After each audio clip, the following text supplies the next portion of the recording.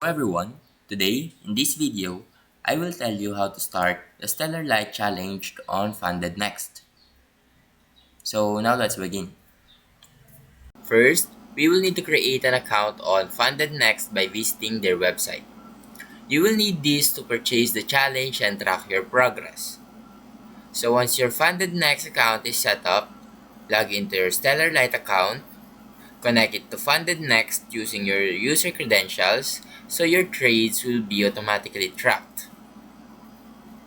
Now navigate to the Challenges section on the FundedNext and choose your desired challenge level. Select StellarLite as your trading platform and follow the checkout process. And that's it.